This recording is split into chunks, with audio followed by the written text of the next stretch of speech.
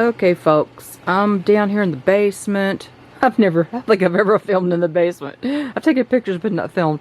Our seed trays are growing pretty well down here. I'll start over here on this end. This was an experiment. My husband got some cluster vine tomatoes from the store last year, and he seed saved from them just as an experiment. Look at that. I don't know what variety is. This vine cluster tomatoes was all that was on the tag. Yeah, they actually came up pretty well. It's like a miracle. Let me see. Back here, my black Seaman tomatoes that I got last year. Last year our tomatoes didn't do well because they got flooded out. There was massive rain at the beginning of the year, and they didn't do so well. So we seed saved from whatever we got, and that's what these are. They're really an interesting tomato. I think they're actually a Russian tomato. I have got some Russian stuff and some Chinese stuff here, coincidentally. Okay, San Marzano tomatoes. They were a paste type tomato. Now these right here, I found a packet of really beautiful, fancy packet that I'd never opened from last year. I don't know how I skipped them, but these were, I decided to open it and try it. I mean, you can grow seed from packets that are, several years old. Not as many will germinate, and I don't know. We got some coming up here, which I'm not sure if that'll focus down there. Let me get my hand out of the way. I'm not sure that'll focus, but there's some little ones coming up, and there's some here. We're not going to do a lot of paste tomatoes because we're not really eating a lot of tomatoes. What I want tomatoes for this year's slices of tomato on my hamburger, because we're eating more ketogenically. I'm not eating we're eating no pastas. Okay, now here you go. Here's a lesson for you. This is Perone tomatoes. This is from a new seed packet this year. I bought them at the end of last year because I didn't know if seeds would be available. So I decided to try this Perone tomato. It's a good canning and slicing tomato. It's kind of a mid-sized tomato. I've never tried it. Now you see a certain amount of these things, they're gonna die off, and they're just not strong. These things that just die off, a certain amount are not going to work. They're going to come up and then fall over. Now we've got this big, this light up here. Forgive the boxes up here. I got these basement windows, and we don't have anything over them, and this light kind of blares out. So my husband just put boxes in the window, keep people from seeing in if they come into the perimeter here. So anyway. So we've got a certain amount of Perone tomatoes coming up, plants. If we have a few strong plants, that's all we need. Here's Abe Lincoln. Now this is a huge, huge tomato. Great big slicing tomato, like, 1 pounder or something. This is a great big tomato. Heirloom Abe Lincoln tomato. I got a box over here. I can't remember exactly what they are. I mean, how big they get. I forgot the year that they came out. But it's a nice, big tomato. All right, now this is from Cubanelle bell peppers. I really liked those last year that we grew. We seed saved. Now bell peppers don't come up as fast as other things, so the bells always take longer. I'm not too worried about those. Okay, here's beefsteak tomatoes. These are from a packet these are from packets from 2017, and you see how well they came up. I mean, they came up great. Anything that falls over, doesn't look strong, you just pull out of there or ignore. And we seed safe from the yellow. Oh, peppers are coming up. Yellow Wonder peppers. This is from seed saving that just came up overnight. So they're starting to come up. Yellow Wonder peppers. I got those from. The only places I've gotten actual seeds for these lately are Johnny's Seeds. Their packets are a little bit more expensive. Johnny's Seeds, My Gardener, and Baker Creek Heirloom. I heard that Baker Creek is requiring somebody told me they're requiring their employees to be vaxxed and masked, and I don't like that. But I bought those last year. So the bell color mix we seed safe from. They're not coming up. But see, this is the only bell pepper that's come up so far. They always take longer, so, don't be worried. These right here are Moskvich tomatoes. I think I got those from Johnny Seeds last year, we grew them from Johnny's seeds last year, and these were seed saved. These are from saved seeds. And these striped Romas, you see how they're leaning. My seed mats under here, see my seed mats? They're not long. They're not long enough for these 2 trays, and so these things are leaning. I think I can turn, if you turn these around so that you flip them around and they get exercised by going back and forth. And you know, somebody says if you actually run your hand over them, it kind of exercises the stems. I need to flip that around so that they actually get some exercise and don't just lean one direction. That's why I didn't do these on the dining room table.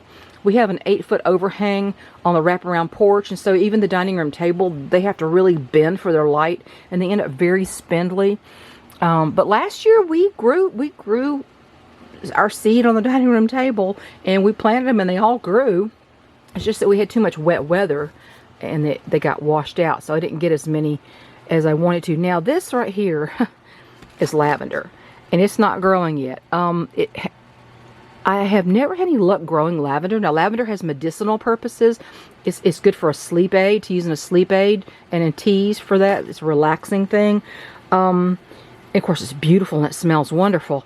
I got my packet of lavender, and it said, doesn't do well direct sown. And so I thought, oh, maybe that's why I've never had any luck. So I went ahead and decided to try my best to start it in the house, and we'll see what happens with that. I hope it grows nice. This little, let me dribble a little bit of water in here. Oops, don't want to flood it. These yogurt tubs, you put one with holes inside another one. Actually, I don't guess I need to since it's in a tray this time, but I always use these giant yogurt tubs. I buy plain yogurt in these big tubs.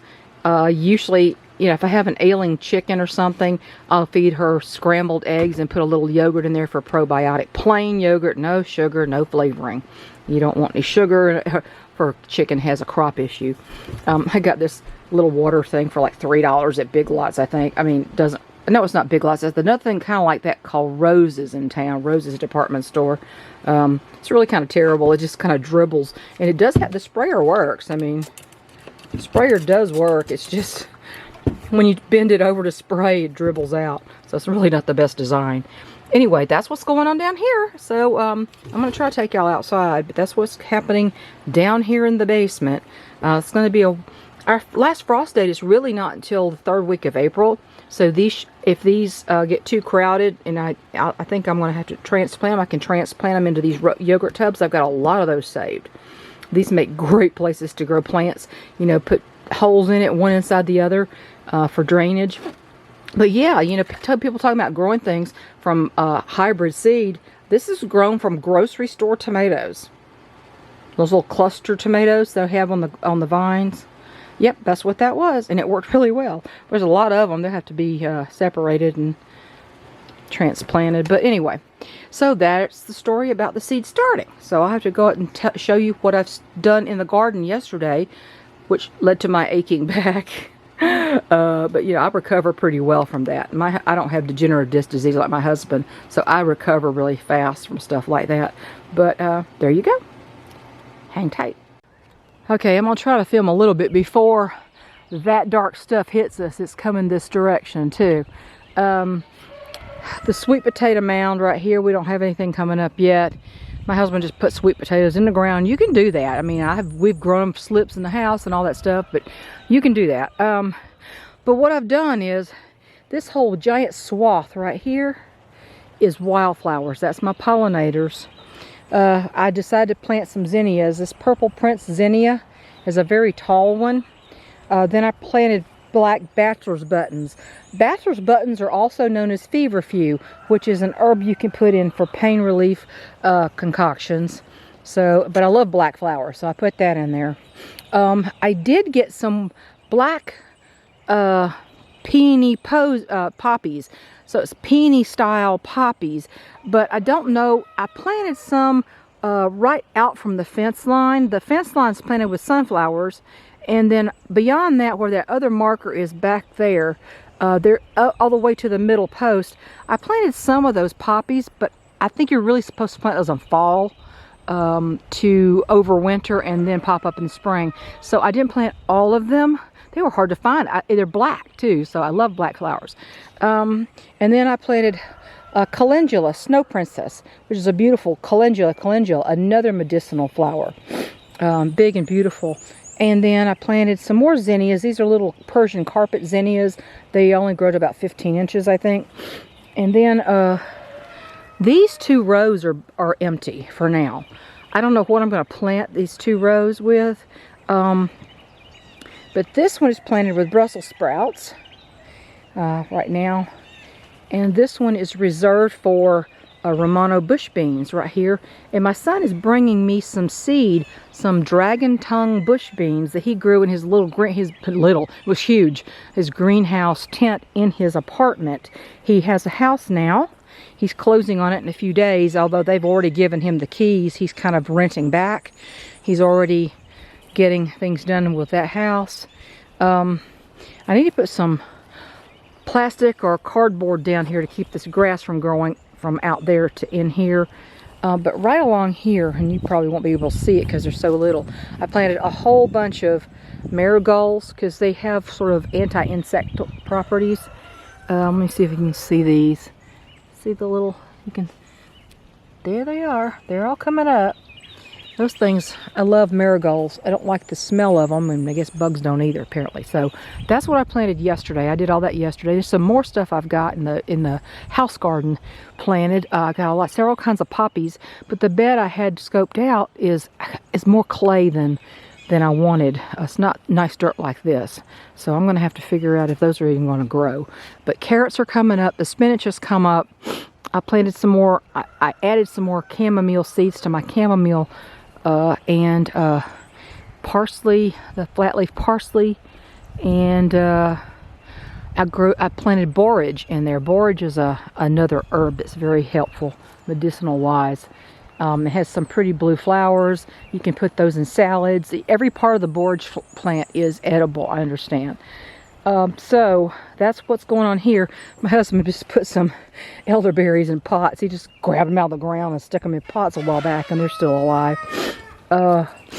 So anyway, that's what's going on. I do have a row of flowers in there. I think the second row up is all flowers. It's calendula and marigolds and cosmos for pollinators.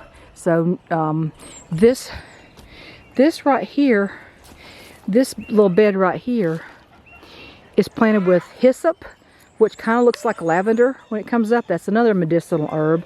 And my husband got me a little packet of hummingbird mix, and it's in this little thing right here. It didn't have a whole lot of seed in it. But anyway, that's what I did yesterday. So I'm gonna have to get in out of this because that is southeast of us and it's coming this way. And we'll catch y'all later. Don't let people stop you from planting stuff, okay? You can do it. My son did it in an apartment. Everybody can do it somehow. I got to go pick up plastic bottles that blew around last night. We lost power last night with all the wind. So we'll catch y'all in a little bit. Okay, here's the spinach bed. Well, it goes down to there, this whole thing. I had to put this on here because the squirrels are insane. You see that? A little spinach coming up right there. Yep, they're coming up all over the place. So spinach is coming up. I think it's called Bloomsdale. I've never had the Bloomsdale. This bed I started over and put more compost in, and yes, shavings in, and it really hasn't composted. So I couldn't use it this year. I got to do something else with this bed. And this bed, what happens when you do compost? It used to be up to here, but we had to I took down the sides, and I'm using it for something else. I'm gonna put something in here. I'm not sure what, but that's really nice dirt right there. So there's that. I don't know what this is. I think it's apple trees or something. Not sure. And over there I planted several rows of things. sorry, my camera battery died before I got to the house garden that well. Anyway, before I finished the house garden video segment. I just want to say something briefly. My pet peeve among people is often they will tell me, you talk about preparedness, you talk about putting a little money aside, you talk about putting food aside, you talk about starting a garden, growing some of their own food. It's always, well, I can't. There's always an excuse. And when I saw my son in a one-bedroom apartment, he wanted so badly to have a house and a yard so he could grow his gardens. And because he couldn't at the time, you know how the market's been, he got this giant greenhouse off of Amazon. It was like 9 feet long and 8 feet high and several feet wide, and he got grow lights and he began growing food in his one-bedroom apartment, in the living room of a one-bedroom apartment, 800 square foot apartment. When I saw that, I thought more than ever, there is no excuse for not doing something. Do you have a sunny windowsill? Can you grow some herbs? Because most herbs have some kind of medicinal qualities. Properties, not qualities, well, properties, same thing. You just have to know what those are. And that's why I have those 2 books, 2 very excellent books about medicinal herbs. How to grow them, what to use them in, how to combine them, how to make tinctures and extracts in tea mixes and things like that. And there's so many excuses. People always have an excuse. So that was the one thing. I'm really, just my pet peeve is when people say, I can't. And they say, I can't save money, I have no extra money, when they're spending money on ridiculous non-necessities all the time. I just, it's not that you can't, it's just that you won't inconvenience yourself to do what you need to do to achieve this goal. I mean, let's just be plain and truthful about that. That's what it is. It's either laziness, lack of motivation. They have a case of the I don't want to deny myself. I'm used to doing this thing that costs me this much money a week, and I want to do this, but I don't want to do this bad enough, I'll give up this. That's what it is. So we're in our 60s. I'm 65. My husband is 69 years old. He has degenerative disc disease. He has a knee that needs replacing. He has other problems. Now he has vision issues. And he's seeing floaters in his eyes and things like that. He's had injections in his eyes. And yet we persist and we push on. This property is quite a challenge. I still need somebody to finish putting up the perimeter fence, replacing some of the perimeter fence for us, because we did 100 feet, but after that things just kind of fell apart and there's no way we could do it. I broke my leg. But I'm out there in the garden and I'm planting. My knee, I broke the 2 bones of my left leg just below the knee. No, I didn't fall like some old person. We were cutting down a tree, and it was about this big around. It wasn't that big. It had been dead. It was a dead standing tree, no limbs, no bark. Should have been a piece of cake. It fell. It hung up on another tree in the driveway, so it was still kind of attached at the base because it didn't fall enough to snap off the last little bit of bark, last little bit of the outside. What do you call that? Oh, gosh, the word leaves me. And so when I was standing back from it, but apparently not far enough back, and when my husband went to cut it at the base to totally detach it so he could maybe roll it off the other tree, instead of it just falling, what it did was it flew up, came back at me, brushed the top of my head, and came down on my right shoulder. Now it's all a blur to me because it happened so fast. And I didn't even know it had touched my head until after, when I felt a scrape and a scab. I was getting a scab on top of my head. I didn't even know it had touched my head.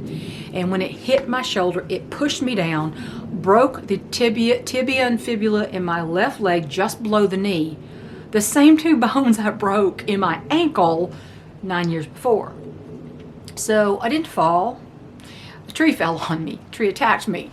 But I'm still out there. Yes, it's taken months, and no, I'm still getting nerve pain down the incision. The incision is a doozy from way above my knee to way down my leg. For them to do the surgery, put the plate and screws in there.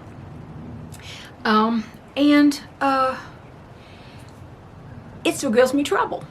Yes, I'm walking around, but my knee is popping. Every time I step, I can go up the steps now, but every time I lift my weight with that knee, pop, it pops. I don't know what the popping sound is, but it's popping in that joint.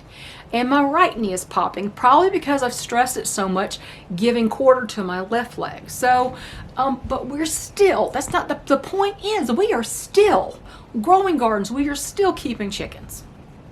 We're still doing this, because if we don't, what happens when there's nothing in the stores? We're not buying a lot of our food. We buy our meat. Yes, we do. That kind of begs the question, though, just an aside, people who live on a carnivore diet for their health and are mostly ketovore diet where they eat mostly meat, and they don't keep meat and they don't process meat, what happens when there's nothing in the store? Well, when there's nothing in the store and we don't have meat animals, we do have peas, tomatoes, sweet potatoes. We do have food that we've grown in our garden, so we're not going to starve, because when it comes to a critical situation, the first thing is calories and then nutrition. When you've got nothing in your belly and you are hungry, the first thing is getting calories in there and then nutrition. So I just kind of wonder what people who are eating all meat are going to do if they are not raising their own meat animals. I've always wondered that, and nobody's answered my question. But we're still doing the things. No, the place is not as spiffy and clean as it could be. Yes, things get pushed aside. No, yeah, the railings on my deck, all the white, the light gray, they're really not white, they're more of a light gray. All the railings, the many hundreds of railing spindles are green from the winter. I need to scrub them. There's so much maintenance that we are behind on that even though I may look like I'm okay, I can't do all this myself, and he cannot do it. So things get pushed aside, but we're doing the survival things. If you get my drift, we're doing the necessary things. And I'm so tired of people who are able-bodied and actually have incomes, real incomes, complaining that they can't do anything. Boggles the mind. So let's stop saying I can't, and let's say I'm not sure how I can, but let me see if I can figure out how I can. And a lot of people are in a position that they're not able to do all we're doing right now, but they're trying to figure it out. And it's the attitude, it's the can-do attitude that our forefathers, that helped our forefathers found this country, the can-do. We can do this. And they actually, when you talk about how you can't do something because it's just too inconvenient, think about people coming across the West in covered wagons with their children and trying to stay alive when they're being attacked and they're trying to do this. I mean, that was something hard. What you're talking about is not hard when you think about that out of perspective. Get a perspective on that. Those people had a can-do attitude, and yet you don't, because you might have to give up Starbucks, or you might not be able to buy a brand new car. I've never owned a new car. I drove the same car for 20 years. And when I sold it, it was still in good enough shape and it looked really good. And a man who had 2 little children and needed transportation, he was able to get a vehicle for under $800. And it looked great and it ran great and it drove great. And he was amazed and thankful that he could get it. So even if the things that you're doing don't necessarily benefit you, For instance, say if I am storing food and I'm growing gardens, and something happens to me or my husband or both of us, and what happens if somebody comes into my house and they find food, or they buy my house or rent my house, and there's garden spaces that are begging for seeds to be planted in them. What if they can take advantage of what we've done? They can build on what we built to start with. Because when we moved here, this was nothing but woods.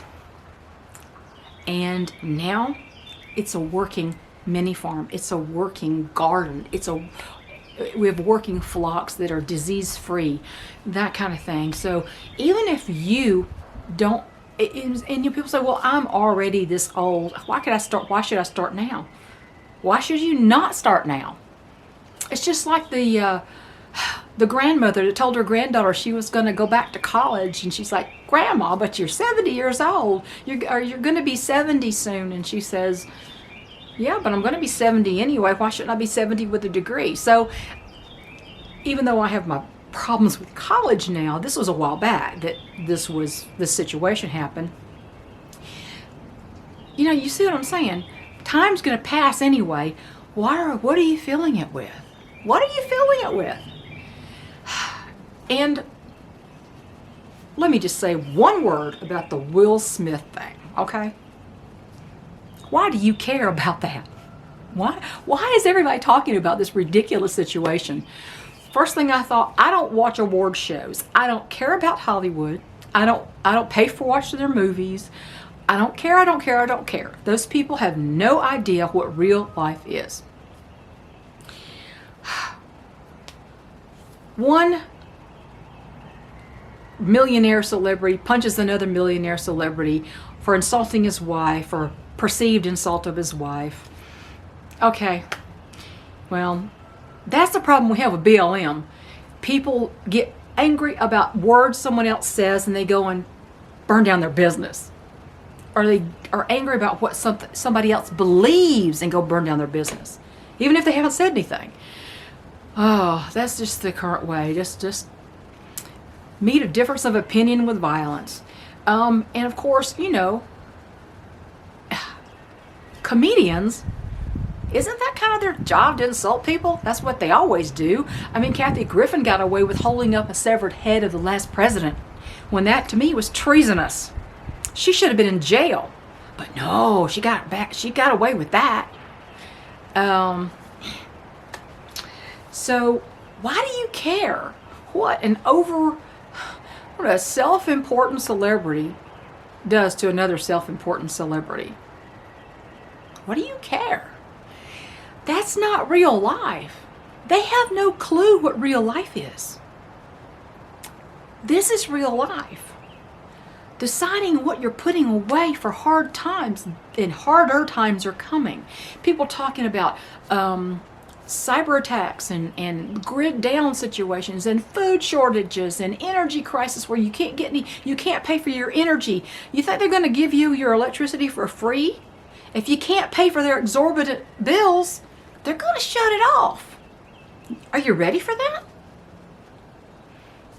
What is some award show where they wear $10,000 dresses? They preach against capitalism, but they're wearing $10,000 designer dresses. Are you kidding me? There's such a disconnect. Why do you care? I don't care. Those people are nothing to me. And guess what? If they don't have food in their pantry, and the grid goes down, and nobody can watch their dumb movies, and nobody cares, and they're not making any money, they're gonna starve.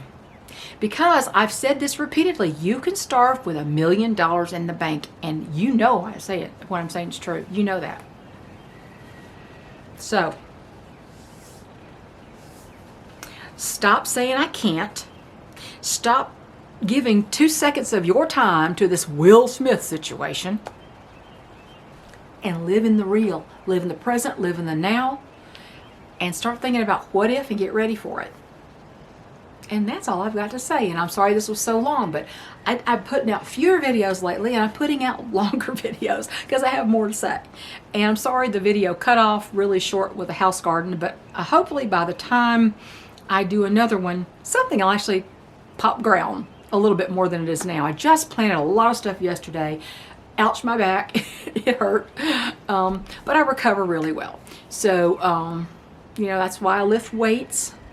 I've realized I lost some of my upper body strength when I was in bed after I broke my leg and had surgery. But I'm doing the weights again, and I'm feeling the muscle tone, and we're getting back. You know, just because you're chronologically a certain age doesn't mean your immune system is already shot. It's like you're 64 one day and 65 the next, and therefore that hump from after midnight ticked by, that means your immune system went in the toilet. But you got to take care of it. And herbs and natural foods that you grow, that'll do it. Talk to y'all later. Bye.